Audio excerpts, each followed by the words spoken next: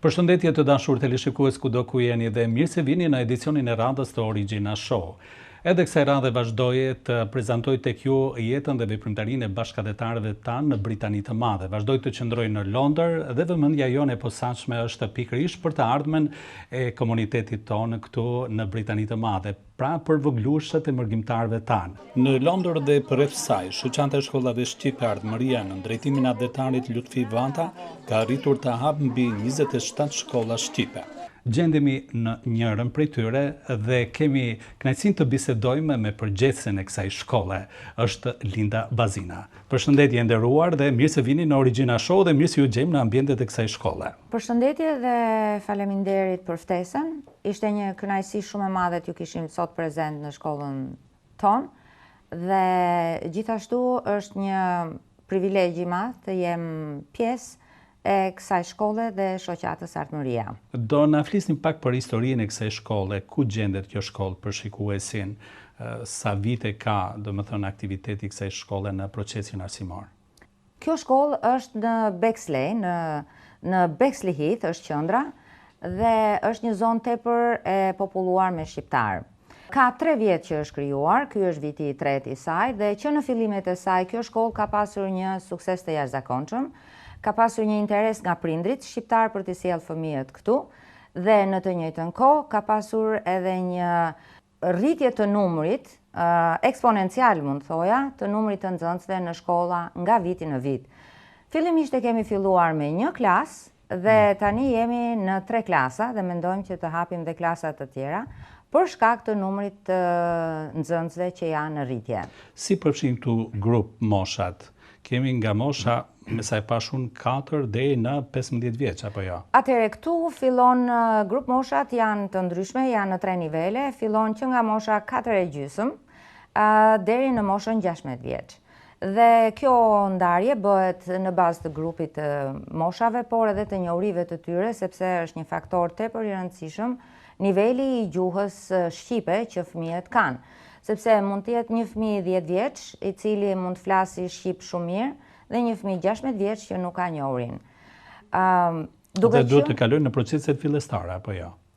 Jo, kjo është përshtatur në mënyrë të tillë që këta fëmijë, për shembull, që janë 16 vjeç, por që kanë njohuri të limituar të gjuhës shqipe, të mos jenë me një fëmijë 5 vjeç ose 6 vjeç, sepse është e pamundur. Keni rregulluar këtë pjesë, po, si jo, edhe kjo është bërë e mundur dhe ndoshta kjo ka qenë edhe çelësi i suksesit të shkollës tonë që çdo fëmijë e gjen veten në këtë shkollë edhe në të njëjtën kohë miqësohen, socializohen me njëri tjetrin. Patjetër, i përshtatemi neve nivelit të kërkesave të fëmijëve, sepse kjo është një gjë tepër shumë e rëndësishme.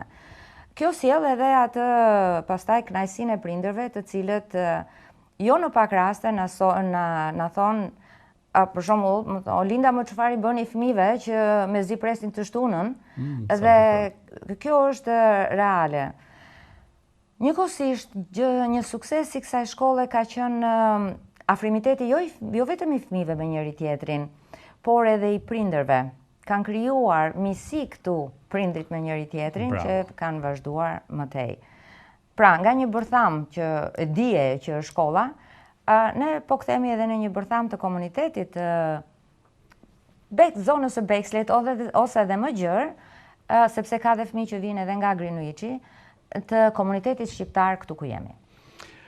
Është një 3 vjeçar i angazhimi tuaj permanent në këtë shkollë, po para 3 viteve?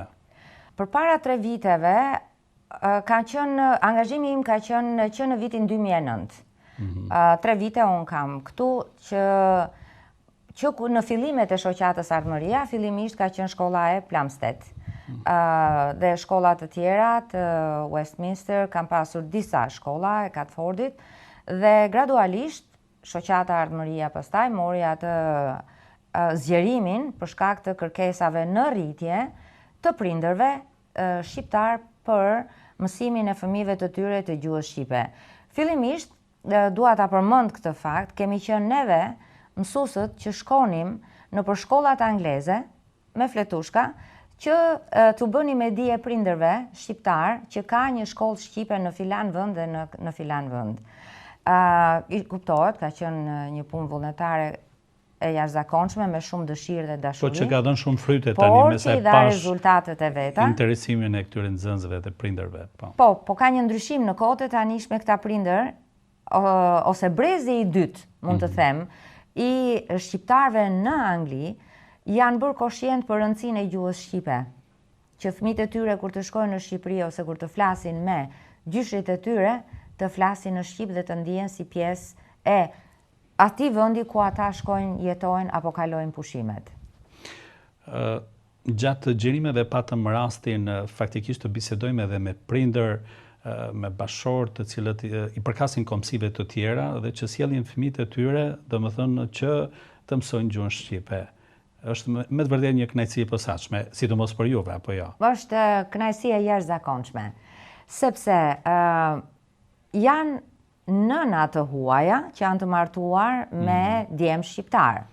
Kjo tregon sa të mirë janë djemë shqiptar, diskutohet, por kjo tregon një shenjë respekti të jashtëzakonshëm që këto nëna kanë për bashkëshortët dhe familjet e tyre dhe duan që fëmijët e tyre të trashëgojnë rrënjët e baballarëve të tyre. Dhe njëkohësisht ka shumë nga këto nëna që e kanë mësuar shqipen vet, flasin shumë mirë. My husband is Albanian, originally from Portugal, and it was a mutual decision to bring them to the Albanian school.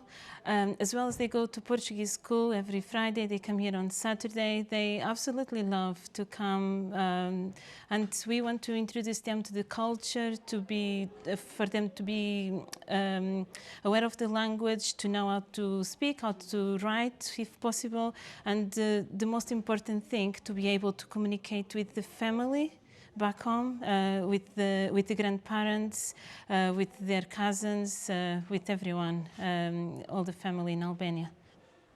Yeah, we go to Albania at least once a year to visit the family. The kids absolutely love to go there. They absolutely love to go to visit the family, to go to the beach. We've been to different places. They love to visit different places there as well, and yeah, they integrate very well. They try to speak Albanian language with their cousins as well, where possible. Of course, the cousins love to explore English with them, but yeah, they absolutely love to go there. Kam vajzën, Ajla 13 vjeç, kam dhe djalin Preston që është 6 vjeç. Na tregoni pak historinë e lidhjes tuaj me këtë shkollë. Historia fillon goxha më përpara, për 20 vitesh, kur shoqata Ardmëria u ndërtua dhe Linda ka qenë një nga mësueset e para në Plumstead, në zonën e Greenwichit, dhe fillon me mbesën time, Julia, që është 25 vjeç, dhe një nga fëmijët e parë, grupet e para që filloi shkollën shqipe atëre, ishim shumë pak. Dhe ashtu filloi relata. Pastaj Julia vazhdoi shkollën për goxha kohë të gjatë, shkollën shqipe, dhe ne ndiqnim shkollën nga mbrapa, sepse jo një godin do mbylleshe, do hapeshe një tjetër nga puna fondeve, dhe ndiqnim shoqatën nga mbrapa. Jeta bën vetën, normal Julia u rrit, vazhdoi jetën e saj, unë bëra fëmijë, dhe ja ku ndodhemi, erdhi koha që t'i fusim këta fëmijë në shkollë shqipe, sepse gjyshit edhe familjarët e tjerë kanë çik të vështirë të komunikojnë. Për shkak Zotit që u hapet edhe shkolla këtu në Bexley, sepse e kesh problemi madh me udhëtime të shkojmë sa më larg. Dhe ja ku jemi. Me të jemi gjenerat tjetër, jemi brez tjetër. E vreni ndryshimin tek fëmijët tuaj kur vjen në shtëpi me informacionin që bartin nga shkolla, me njohuri që marrin, me njohjet e reja, me shoqe, e vreni këtë ndryshim, këtë plotësim në jetën e tyre? Absolutisht. Mirë që kanë lidhur një shoqëri me vajzat, me djemt jo dhe shumë, po me vajzat, dhe prej shkollës shqipe, dhe përveç asaj dhe neve kemi lidhur shoqëri me familjarët, me prindrit e fëmijëve, bile se shoqëri goxha të ngushtë. Fëmijët mezi presin të shtunën të vinë në shkollë shqipe. Po ti pyesësh kush pëlqen më shumë, shkolla nga hënat e premte apo shkolla e shtunës? A thot, a ka mundësi ta kemi shkollën shqipe, thot 6 ditë e javës? Janë jashtëmase të kënaqur, me thëmë një qef të madh, gjërat që bëjnë, kulturën që mësojnë, dhe në na bëhet zemra mal. Po në shtëpi, flisni shqip me fëmijët, e praktikoni shqipen apo anglishtën? Sa përqind nësi vendosim në peshore? Im shoq për 22 vitesh është anglez, por edhe ai pak a shumë e flet shqipen. Po në përgjithësi thotë gjuha e nënës. Po, flasim goxha shqip, po do të na kuptoni që janë disa gjëra që kemi çik vështirë të themi në shqip, edhe domosdo shkojmë tek anglishtja, por shqipen se kemi heq ndonjëherë. Për shembull, unë kam marrë 12 vjeç këtu, unë jam 40. Dhe nuk kam ndaluar së folur shqip. Plus me prindrit i kam të dy këtu, dhe shqipja nuk ndalohet shpin tonë. I mat njerë, të ngjoj fëmijët e mi, po edhe të motrës, të flasin anglisht, shqip. Edhe kanë frikë, u bobo tha baba. Tha baba do flasim shqip. Dhe, është futur në gjak. Mundohemi sa më shumë, po prapë do të na kuptoni që ndonjëherë kemi çik më të kollajshëm ta themi diçka në anglisht, por shqipja nuk harrohet kur. Imagjino, kam bërë dhe burrin të flasë shqip. Bravo. Po, ku jemi duke marrë parasysh që burri është vendas, prindërit i ke këtu, mos janë këto ndoshta një të penalizojnë nga lidhja me Shqipërinë? Në kuptimin e fjalës që nuk i ke njerëzit më të afërt i ke këtu, nuk i ke në Shqipëri, dhe ndoshta kjo të krijon atë distancën me Shqipërinë, apo e vizitoni Shqipërinë shpesh? Në Shqipëri shkojmë shpesh, 3-4 herë në vit.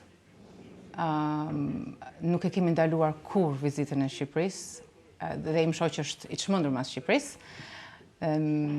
Nuk kemi shumë familjar vërdall, por vetëm thjesht ai kontakti që kemi mbajtur me Tiranën për rastin tim, me Shqipërinë në përgjithësi, na kanë ndihmuar shumë që asnjëherë mos të jemi shumë larg tokës tonë, gjuhës tonë, fakti që jetoj dhe me prindrit ose i kam pasur afër. Tash i kam filluar të jetoj sepse jam bërë në moshë, po unë kam 22 vite që jetoj më vete, po gjithmonë e kam pasur afër. Dhe fakti që i kam pasur gjithmonë një telefonat ose një udhtim të shkurtër më ka bërë që ku e ku vetëm të jemi lidhur me Shqipërinë. Nuk ka gjë më të mirë. E kam shijuar shumë edhe sa harroj kur. Bravo.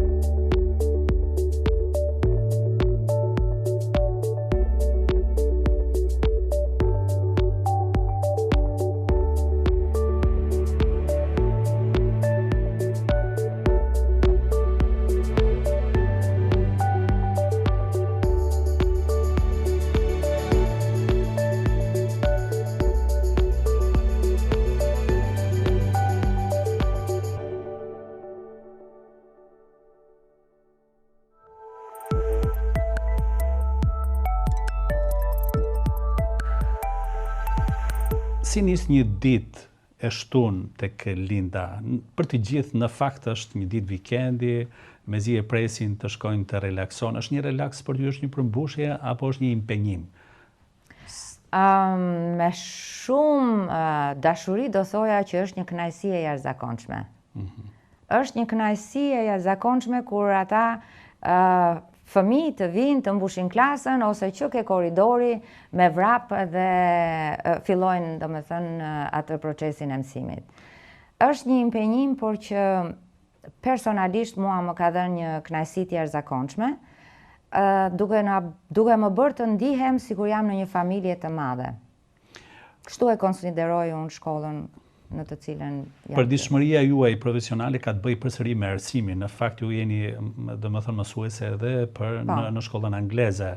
Cili është dallimi i rolit tuaj? Dallimi është shumë i madh. Në shkollën angleze është profesionalizmi, nuk diskutohet, edhe dashuria përkushtimi që kemi ndaj fëmijëve atje. Por kur vi në shkollën shqipe është sikur mësoj fëmijët e mi. Ka një dallim emocional i cili është i papërshkueshëm. Të gjitha shkollat shqipe që veprojnë në kuadër të shoqatës Ardhmëria kanë një metodologji, kanë kritere të përbashkëta unike apo kanë specifika të ndryshme në bazë edhe të hapësirave ku numri i bashkëdhetarëve mund të jetë më i vogël ose më i madh? Shoqata Ardhmëria mund të them që është një institucion i strukturuar. Do me thënë, të gjitha shkollat, ne të ecim në të njëjtën linjë, mund të them, pavarësisht numrit të klasave, sepse kjo është në varësi të numrit të nxënësve, dhe si thua, ka një kurikulum. Neve kemi atë planin mësimor vjetor, i cili është i ndarë në planet e semestrave, sepse kemi 3 semestra, dhe mësimi ditor varet nga dinamika e çdo shkolle. Por që të gjitha baza kryesore faktikisht është e përbashkët. Është e përbashkët sepse ne përdorim libra të qendrës së botimeve për diasporën. Janë libra të cilat janë të krijuar nga specialist për diasporën, sepse një fëmijë që jeton në diasporë nuk ka të njëjtën sasi orësh dhe kohësh që ka një fëmijë të mësojë në shkollat shqipe. Kështu që është bërë një reduktim në mënyrë që t'i përshtatet nevojave të fëmijëve. Po besoj se ka dhe specifika të tjera, këta fëmijë janë nxënës edhe të shkollave vendase angleze, ku ndoshta metodologjia e mësimdhënies është më ndryshe se sa ajo klasikja në shkollat shqiptare, dhe sa keni ditur të harmonizoni faktikisht që ti përshtateni këtyre specifikave? Faleminderit që e sollët në vëmendje këtë problem, sepse ka një mentalitet, mund të them, ndryshe të mësimdhënies në shkollat angleze, të paktën ku jam prezente, dhe të shkollave shqiptare në Shqipëri. Një nga qëllimet e shoqatës Ardhmëria në mësimdhënien është marrja e stafit mësimdhënës tepër profesional. Pse e them këtë? Sepse duhet i përshtatemi nevojave të fëmijëve të cilët janë të lindur dhe të jetojnë këtu në Angli. Mënyra e të menduarit të tyre, mënyra e të mësuarit të tyre është disi ndryshe nga ajo e fëmijëve në Shqipëri, dhe përsëri e them me bindje që shoqata Ardhmëria ja ka arritur kësaj. Bravo. Si qëndroni me personel? Pashë edhe mësuese të tjera, të cilat ishin shumë entuziaste dhe e konsideronin si një moment shumë i veçantë, pra vikendin të shtunën kur janë pranë nxënësve, pikërisht në këtë shkollë. Sa jeni ju të kënaqur si përgjegjëse tash e kësaj shkolle?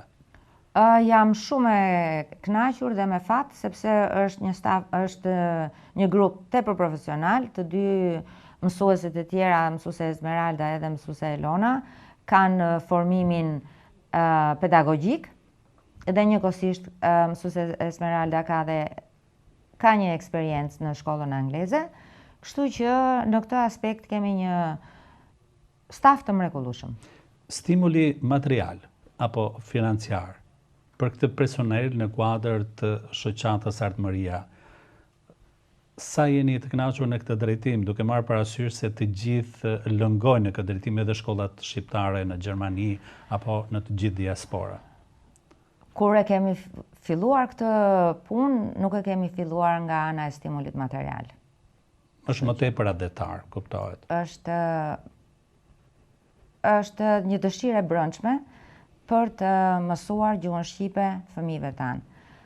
Mund të them dhe një fakt që edhe vajza ime ka qenë këtu, pjesëtare e shkollës shqipe, kuptohet, në Plamstet, së bashku me fëmijë të tjerë, me të cilët ajo është ende shoqe. Pra, kanë kaluar 16 vjetë dhe ata e ruajnë shoqërinë e tyre. Mirë, mendoni se dy qeverit tona, tashmë kemi dy shtete, dhe më thënë Shqipërinë, Kosovën, po spekulojnë pak a shumë me këtë motivin tuaj adetar, apo edhe personel arsimor të diasporës shqiptare, ku pak a shumë të gjithë e bëjnë në aspektin adetar. Ka ardhur momenti që ata të vendosin që kontributin tuaj të trajtojnë në kuadër të Ministrisë së Arsimit për stimulin financiar të ke fundit, për t'ju futur në sistemin e rrogave apo të pagave? Faktikisht... Ka ardhur koha? Ka ardhur koha. Mendoj se ka ardhur, jo në aspektin material, përsëri, e theksoj, por do t'ishte një shenjë mirënjohje ndaj gjithë kësaj armate të mësuesve të diasporës, nuk flas vetëm të Britanisë së Madhe, për të përnjohjen e rolit dhe kontributit të tyre në diasporë. Njohja e kontributit të tyre në diasporë bëhet në forma nga më të ndryshmet. Këtë mund t'ja lë të dy ministrive apo qeverive të Shqipërisë dhe të Kosovës. Satisfaksioni me nxënësit natyrisht e merrni ju të parët, pastaj prindërit. Sa e shpërndani edhe tek publiku, tek komuniteti në rastin e festave, në manifestimet e ndryshme, sa prezentoni me programet artistike në kuadër të festave kombëtare këtu në Londër? Neve kemi 3 aktivitete kryesore, që është pavarësia e Shqipërisë, pavarësia e Kosovës dhe festa e 1 qershorit e fundvitit, që janë aktivitete masive, ku bëhet një përgatitje e jashtëzakonshme për nxjerrjen e më të mirës së të gjithë shkollave të shoqatës Ardmëria në këtë eveniment. Mund ta shikoni mund ta shikoj kushdo nëpërmjet media sociale, rrjeteve sociale, sepse neve i transmetojmë të gjitha aktivitetet tona dhe jo vetëm, sepse nuk është mirë të bëjmë vetëm të tregojmë aktivitete kur ka këngë valle, por edhe të mësimit se çfarë bëhet në klasë, në një të shtunë të zakonshme. Pra, ka një pasqyrim të jashtëzakonshëm të aktivitetit të çdo shkolle të shoqatës Ardmëria. Abetare forte dua, me ato shkronjat e tua, dora ime u mësu, mendja ime u tërçu. Ka mësura me lexoj, shkruja bukur e citoj, edhe prindërja tu fal, plot gëzime sa një mall. Kosova ime sa shumë të dua, sepse ti je gjithçka për mua. Tani të lumtur të gjithna jemi, sepse lerin dhe shtetin. Për gjithmonë e kemi, me punë e dije, ecim për bara, ecim nga drita, ecim nga e mbara. Jam shqiptare e kosovare, zote krenare, zote bujare. Mbi këtë që kam si fe e përmbi fe, e kam vatan e kam ade. Qërgjys tërgjys që brez pas brez që gjithmon. Për vendin ti me dua, lirin e dua, ësë dua, zot bi mua, se jam këtu, kër s'kish njeri, kër s'kish kufi, as fqin njeri, ashtat të zi. Se jam këtu nga moti, kër veti zoti, e beri fushën, fush, e malin mal. Unë jam këtu e do të jem, dem baba dem, sa mali të bëhet hi, e heri mal përsëri.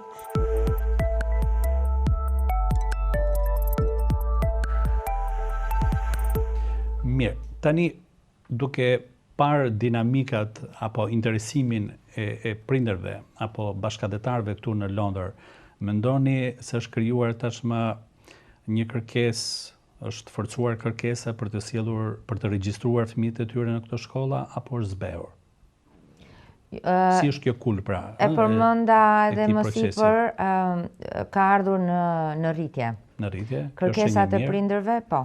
Kërkesat e prindërve janë shtuar dhe mendoj që do jetë në rritje sepse vetë prindrit janë bërë koshient për rëndësinë e mësimit të gjuhës shqipe.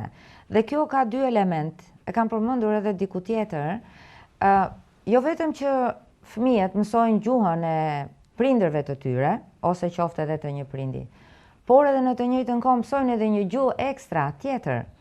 Dhe alfabeti ynë i bekuar ka 36 gërma të cilat të japin lehtësi në mësimin e gjuhëve të tjera. Pra shiko çfarë investimi minimal bëhet për fëmijët e tyre dhe ka një rezultat të jashtëzakonshëm në të ardhmen. Para se të fillonim këtë bisedë televizive, më informua pak a shumë që në kuadër të aktiviteteve që bëni, ka edhe iniciativa humanitare. Do doja ta risilja si pyetje, domethënë për vëmendjen e publikut. Më konkretisht, për çfarë iniciativash bëhet fjalë? Atëherë, unë këtë do ta lidh me kontributin e prindërve të shkollës së Bexlihithit, sepse ka një kontribut të jashtëzakonshëm, ka një respekt të jashtëzakonshëm dhe jam shumë mirënjohëse. Ne kemi dalë me shumë gjëra të reja, si mund thuash, në bashkëpunim me njëri tjetrin, dhe ajo e fundit ishte nga një prind u sugjerua të mblindim këto disa ndihma, të sillim në shkollë dhe të lidhemi me dikë në Shqipëri, me një shoqat humanitare, jo fitimpruse, për të çuar këto ndihma në destinacion. U prit jashtëzakonisht mirë, menjëherë, dhe reagimi ishte i jashtëzakonshëm, i menjëhershëm. Kështu që u bën të gjitha ato lidhjet e duhura dhe mund të them që shumë shpejt janë për rrugës për të shkuar në destinacion.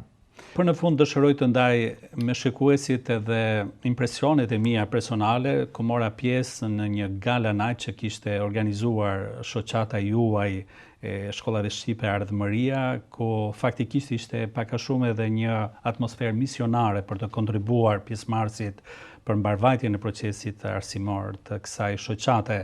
Më bëri përshtypje gatishmëria e bashkëdhetarëve tanë dhe gjithashtu një si energji e të gjithëve për të bërë të pamundurën që ky proces mos të ketë sfida apo barriera. Po ju në fakt kujt ja dedikoni gjithë këtë sukses të kësaj shoqate apo gjithë këtij procesi të shqiptarëve të Anglisë? Atëherë, shumë faleminderit që sollët në vëmendje këtë element tepër të rëndësishëm dhe e lam për në fund dhe jo pa qëllim. Suksesi i takon, si mund thua, drejtorit të shoqatës Ardhmëria, i cili është promotori i kësaj ndërmarrje të madhe të mësimit të gjuhës shqipe në Britaninë e Madhe. Po e lidh këtë aktivitet që ndodhi dhe të gjithë veprimtarinë e shoqatës Ardhmëria me një shprehje metaforike të zotit Agron Dauti, i cili ishte prezent, mik i shoqatës, dhe mjaft bukur përshkroi shoqatën Ardhmëria si një tren, ku lokomotiva kuptohet, është zoti drejtor, Lutfi Vata, dhe vagonat janë stafi i Ardhmërisë, stafi i mrekullueshëm të cilën e përshëndes. Dhe treni është gati me lokomotivën edhe vagonat, gjithçka janë në rregull, por destinacioni dihet gjithashtu. Por pyetja ime retorike do të ishte: a ka vlerë udhëtimi i këtij treni pa pasagjer? Atëherë, kush janë pasagjerët? Pasagjerët janë fëmijët e prindërve, të cilët me sakrifica, me shumë dashuri dhe respekt, i sjellin fëmijët e tyre në shkollën shqipe. Në shkollat shqipe, jo vetëm të shoqatës Ardhmëria, po kudo që ndodhen.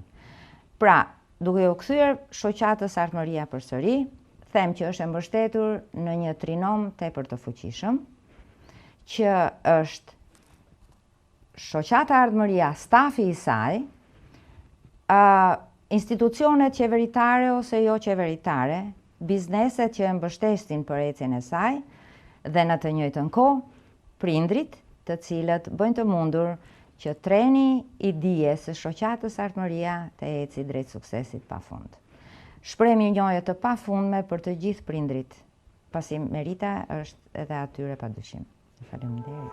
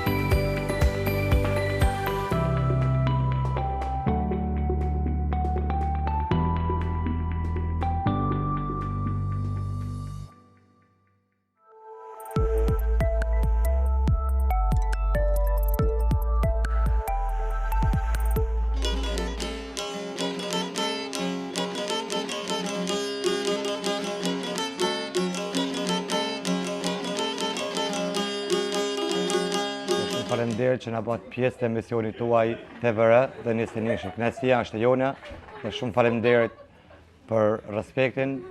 Është shumë privilegj për ne që të marrim pjesë në emisionin tuaj. Unë jam pothuajse gati që 11 vjet që jetoj në Londër.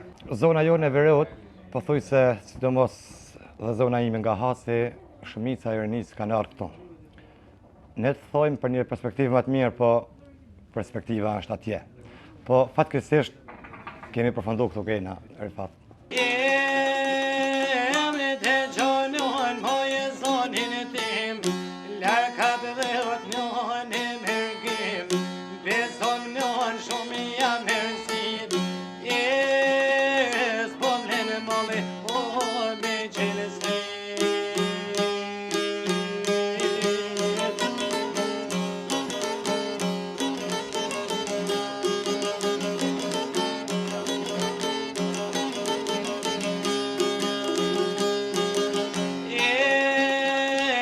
Come home, all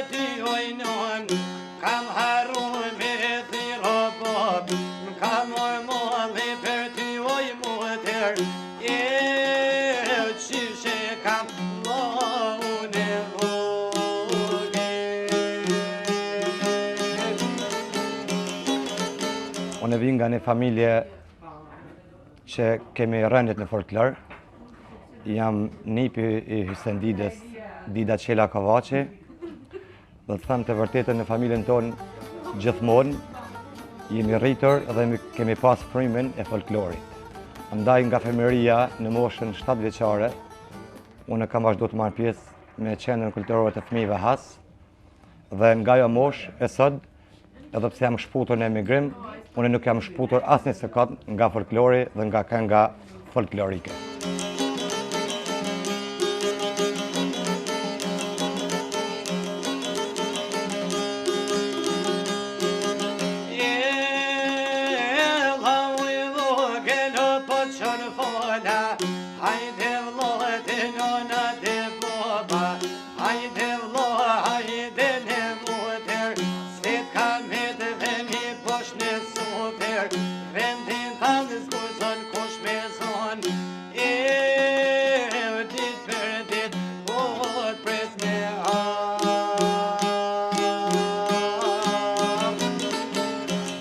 Kënga ime e parë ka qenë në mbaj mend si sot, kur kam qenë në qendrën kulturore të fëmijëve Has, e krijuar nga mësuesit e mi, Latif Ngjeqi dhe Syl Derri.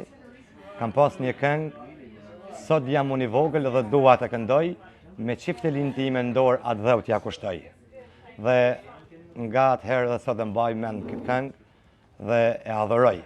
Dhe du të gjej rastin të falenderoj shumë profesor Latif Ngjeqin dhe Syl Derrin. Ajo ka qenë kënga ime e parë.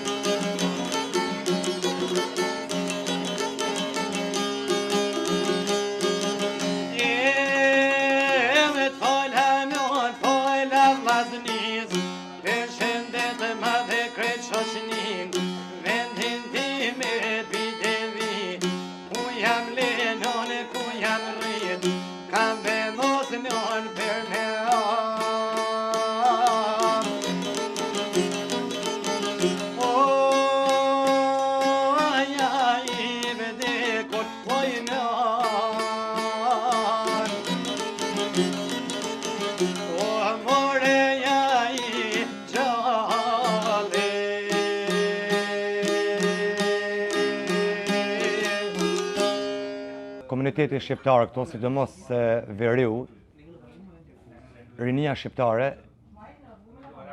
gjej rastin t'i falenderoj, nuk po e humbin folklorin, po e dashurojnë folklorin dhe nuk besoj në çdo aktivitet, në çdo festë të tyre shoqërore apo familjare, ata nuk e harrojnë çiftelin, në çdo moment mua më ftojnë dhe jam pranë tyre. Kështu që jam shumë i gëzuar që rinia shqiptare nuk po humbin folklorin, por gjithmonë po e mbajnë se më afër. Kjo është diçka që duhet vlerësuar jashtëzakonisht shumë.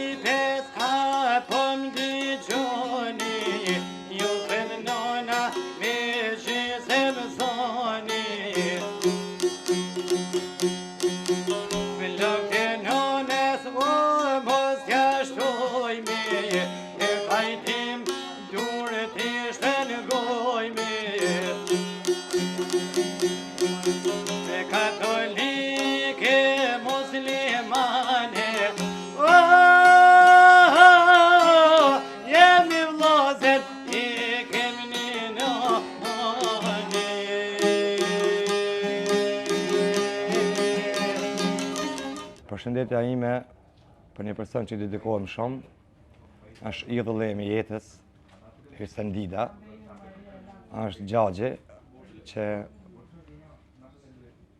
gjithë njerëzit më thonë mu, ja, nipi Hysenit, pavarësisht se unë nuk pretendoj kur të shkoj atje ku është Hyseni, por ai ka qenë idhulli im dhe nuk du të shkoj kur të Hyseni ose të pretendoj sepse Dida Qela Kavaçi janë të jashtëzakonshme, por unë thjesht dua të ndiq hapat e atij që ai ka kalu në këtë jetë. Dhe unë nuk dua asnjë moment të lajm folklorin dhe këngën shqipe. Dhe ai është idhulli im i jetës dhe besoj që sa herë unë marr çiftelin në dorë, unë them që okej, duhet që të ndjek hapat e tij.